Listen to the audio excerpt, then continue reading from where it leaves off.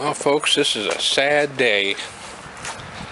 This is the day that we're finally admitting that it's time to winterize the trailer. Can't complain too much. It's the first week, into the first week in November. We don't normally have such mild weather this late, but it's time. So I'd like to show some of the process that we do at the end of each season to get the trailer ready for them cold, chilly nights. And I like to start at the hot water heater, mainly because it gives me a way to be sure that I haven't forgotten, and I have done that before. But you want to isolate the hot water heater so that you don't get antifreeze in it, because trust me, if you get antifreeze in your hot water heater when you fire it up next spring, you talk about a stinky mess. So what we do is we shut off water flow to the hot water heater, and then turn on this bypass that allows water to flow through the pipes but not enter the water heater. Next we'll go outside. Okay, the next thing I do is I'll come around and I'll let any pressure that may be built up in the system off.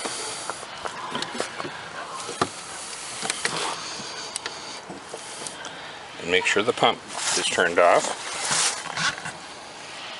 And there's nothing running through there.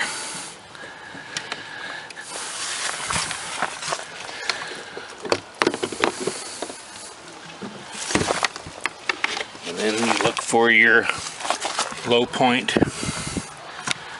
drains.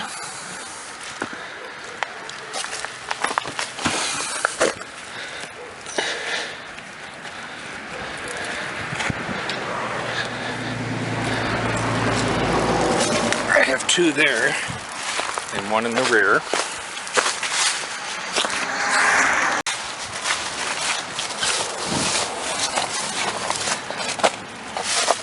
Back there. And that one drains the water tank, the holding tank.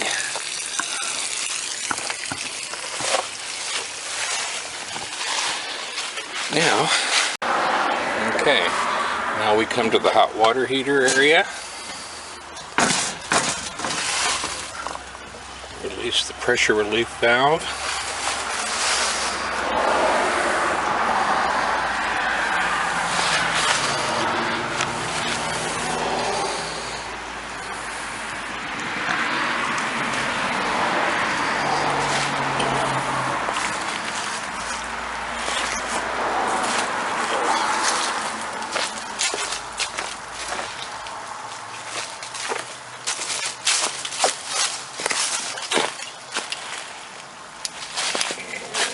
Socket.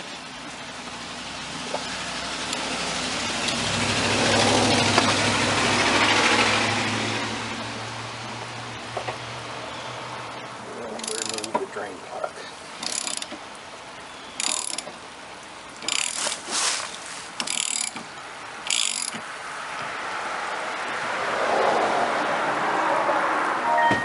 This can be a foot soaker.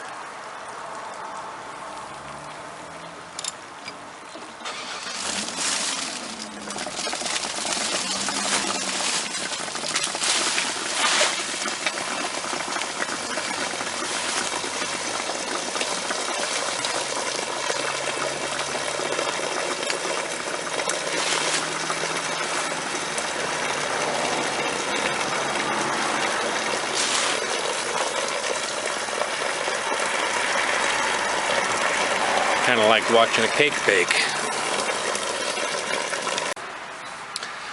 Okay, the water has drained from the low points and from the freshwater holding tanks.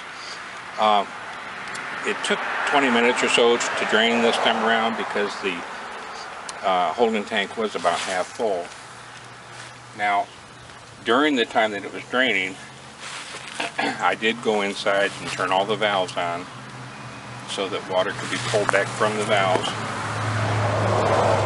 and drain those pipes. And when all that was drained, I shut the valves that connect up to the low points. If you don't shut those valves, what you'll have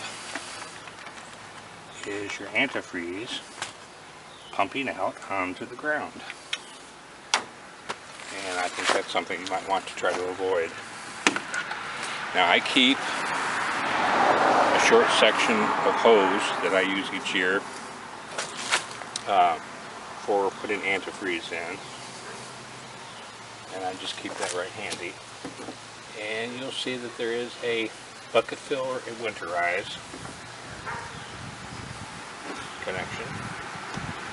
We'll connect up to that. And on this RV, you'll have winterized settings for your valves. So I'll turn those valves to the correct settings. And then I will put the hose down into the first of the buckets. Okay, now this RV has the washer and dryer hookup, so the next thing I want to do is I want to get some of that pink stuff to go into the washing machine. So we'll turn that on and turn on the water pump.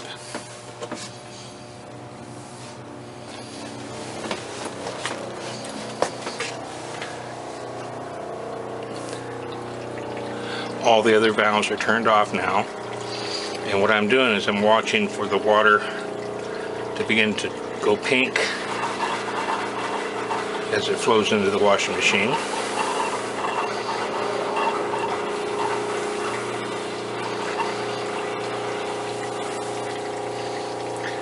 Now what I typically will do is after I see that the water that's standing is turning pink, I'll shut the washer off.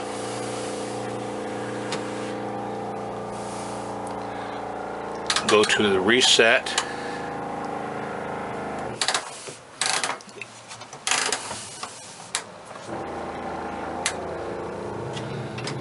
Turn it on for a moment. Wait for the lights to blink.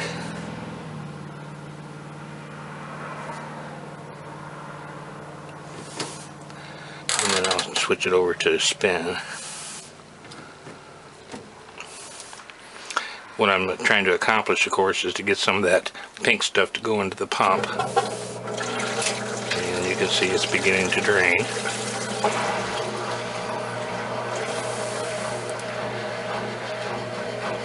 And I know, and I'll shut it off there.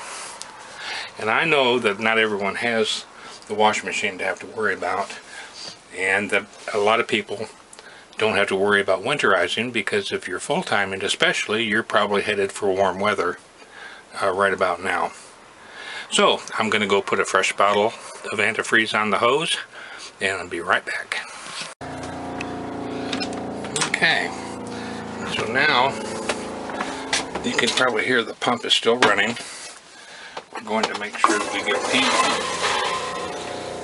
into the commode.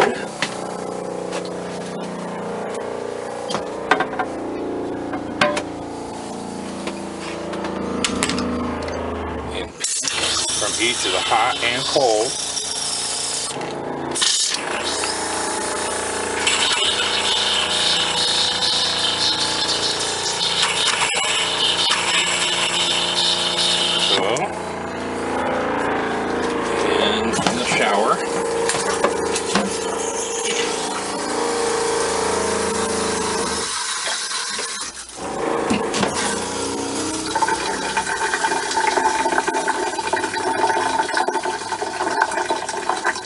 This is where I get my exercise.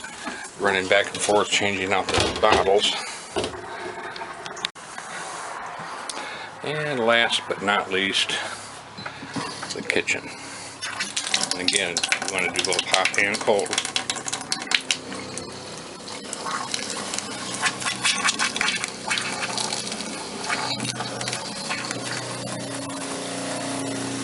And we're running pink.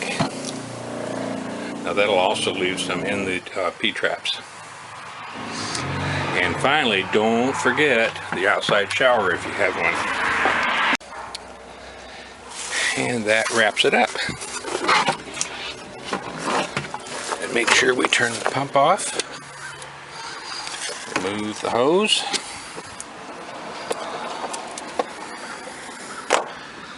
And hopefully spring will come soon this time around, because we were anxious to get back on the road.